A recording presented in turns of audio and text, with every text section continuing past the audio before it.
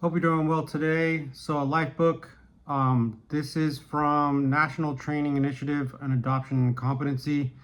I did not make this up, but I want to share with other people how to create one, what it is, and how it can be helpful to an adopted child. I really believe creating one, even as an adult adoptee that never got the chance to do it, is helpful.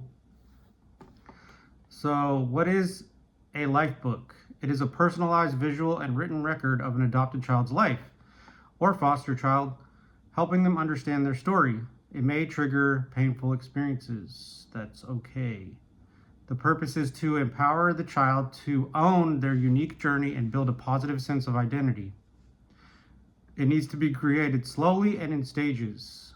For young pre-verbal children, it may need to be started by a caregiver from information that they can gather.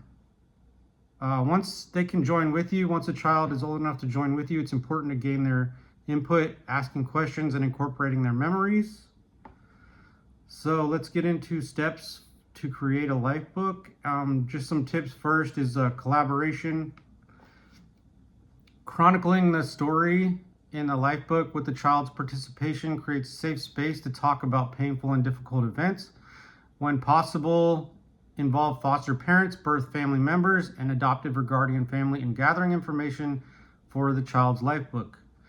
By including these members, you are modeling how to carry this project into the future and add to the story as new information is revealed. So part of the formatting, in terms of formatting, it's good to use a loose leaf binder format since the life book is a living document that can be added to as more information is gathered, revealed, or corrected. This loose leaf format allows for the adding of pages about the child's youth, interests, talents, culture, and meaningful events. These more positive additions will serve to balance some of the more difficult information and keep them engaged in the process. So, some tips on how to create the life book. Gather key information and materials, collect photos, documents, keepsakes from birth, foster care, and adoption. You can visit the hospital or home where they were born and grew up in and take pictures if there are none. You can use creative supplies like scrapbook, colored paper, stickers, pens, and have the child draw pictures on their own. Begin with the child's birth story. Share facts as appropriate about their birth, date, place, and any details about their birth parents. Be honest and age appropriate in your language. Include early life and placement experiences. Document key events, foster homes, people who cared for them, and special memories. Remember, this is about the child and building their identity, not how it makes you feel as an adopted parent. Add pictures or drawings if available. Painful parts of the child's story are still part of their story and need to be told as such, how they came into adoption or foster care. Contact with birth family and siblings, and traumatic events. These are all part of the child's story and identity, and they're very important. Highlight the adoption process. Explain what adoption means in simple terms. Focus on the child's current life. Add details about their new family, home, school, friends, interests, everything you can gather. Encourage the child to contribute drawings, notes, or favorite things.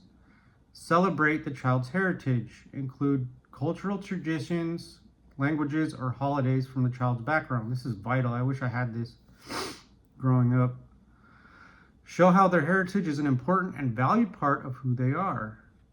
Incorporate the child's thoughts and feelings. Leave space for the child to write or draw how they feel about different parts of their story. Revisit the life book regularly to add new memories and reflections. Use positive language throughout. Emphasize love, belonging, and resilience. Frame difficult parts of the story with empathy and support. Some tips for parents or caregivers is be patient. The life book is a journey, not a one-time project. Respect the child's pace. Allow them to share and explore when they feel they're ready. Keep it evolving. Add to the life book as the child grows and experiences new milestones. Support identity building. Use the life book as a tool to strengthen the child's self-esteem and sense of self. A word of caution is be sure to ask the child about feelings regarding the events in their life before, in caps, before you add any statements about feelings. Otherwise, the book will not feel like their own. For instance, if on the day of moving to their adoptive family, the child felt fear and anxiety, then it is important for that to be in the book. Stating otherwise, for example, that they felt happy and relieved at having a forever family, will be invalidating and inaccurate. If you don't know how the child or youth felt, they cannot tell you. Just state the facts. Do not make assumptions. This is important. So in closing, encourage ownership. Help the child see the life book as their own story. It is very unique, special, and something to be proud of.